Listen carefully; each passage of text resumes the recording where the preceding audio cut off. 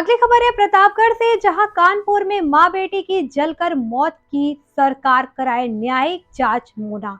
क्या खबर है यूपी के प्रतापगढ़ से, जहां कानपुर में आग से जलकर मां बेटी की दर्दनाक मौत की घटना को लेकर विधानसभा में प्रतापगढ़ की आवाज गूंजी है। कांग्रेस विधानमंडल दल की नेता एवं जिले के रामपुर खास की विधायक आराधना मिश्रा मोना ने कानपुर में मां बेटी की झोपड़ी में जलकर हुई दर्दनाक मौत की घटना को पूरी तरह से अमानवीय ठहराते हुए पूरे घटनाक्रम की सरकार से हाईकोर्ट के जज की निगरानी में न्यायिक जांच कराए जाने पर जोर दिया है। वहीं विधायक आराधना मिश्रा ने सरकार से घटना में जिम्मेदार बड़े प्रशासनिक अधिकारियों को भी भूमिका का लेकर अब तक मौन रहने पर भी तीखा सवाल दागा है। बुधवार की देर रात विधानसभा में नियम 56 के तहत अपने सवाल को लेकर इस घटनाक्रम पर सीएलपी नेता मोना ने दिए गए अपने वक्तव्य में कहा है कि कानपुर में कृष्ण गोपाल दीक्षित की पत्नी तथा बेटी की प्रशासन के द्वारा बुलडोजर की धौंस भरी कार्रवाई के बीच हुई जलकर खौफनाक मौत सरकार व प्रशासन की संवेदनहीनता पर प्रदेश भर में जनता के बीच बड़ा सवाल खड़ा हो गया है। देखिए प्रतापगढ़ से डिस्ट्रिक्ट इंचार्ज विशाल रावत की रिपोर्ट। अब बोलो। हाँ, ठीक बोले।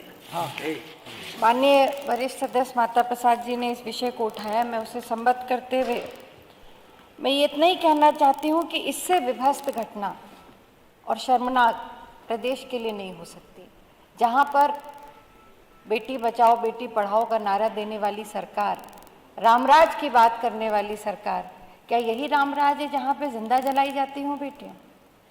मैं सिर्फ इतना कहना चाहती हूँ, काफ़ी विस्तार से आदरणीय माता प्रसाद जी ने इस बात को कहा है।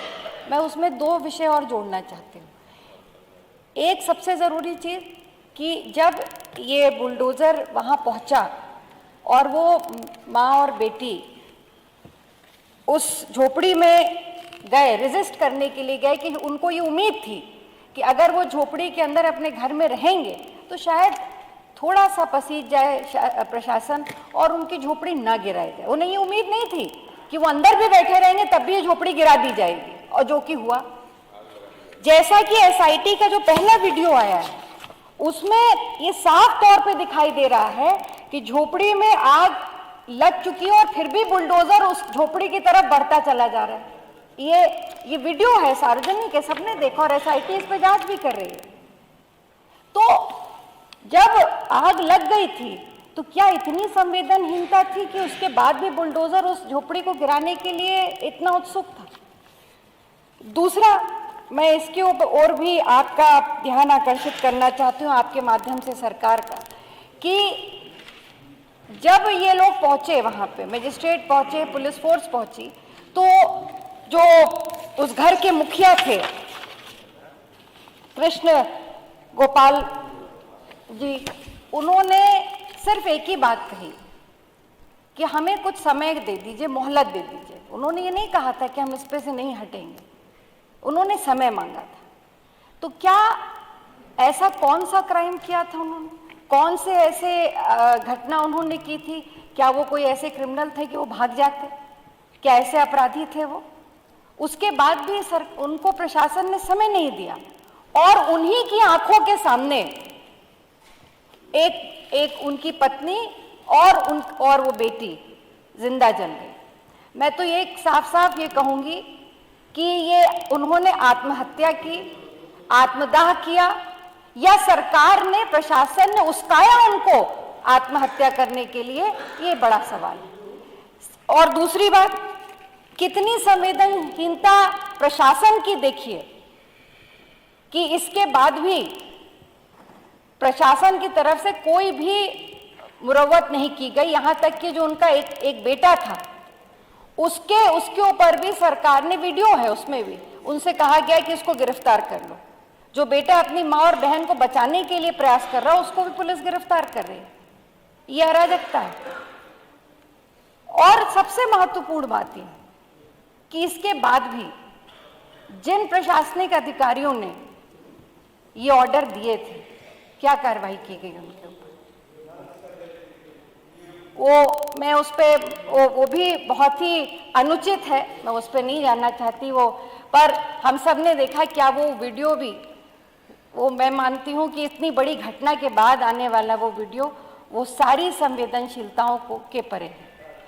और उसके बाद सरकार का रवैया क्या है, इतनी बड़ी घटना होने के बाद जहाँ पे एक माँ और बेटी जिंदा जल गए, उसके बाद भी सरकार ने उन अधिकारियों पर जो केवल मौके पे मौजूद थे उन पे तो कार्रवाई की, पर किसी बड़े अधिकारी जिनकी जवाबदेही बनती है, आज तक सरकार ने उनके ऊपर कोई कार्रवाई नहीं की। क्या जिलाधिकारी हो या और भी वरिष्ठ जो भी अधिकारी थे, क्या उनके खिलाफ कोई कार्रवाई हुई? आज तक कोई कार्रवाई नहीं। क्यों मौन है? क्यों सरकार मौन है इस घटना पर? इससे बड़ी भी क्या, इससे दर्दनाक और इससे विभत्स घटना कोई हो सकती थी?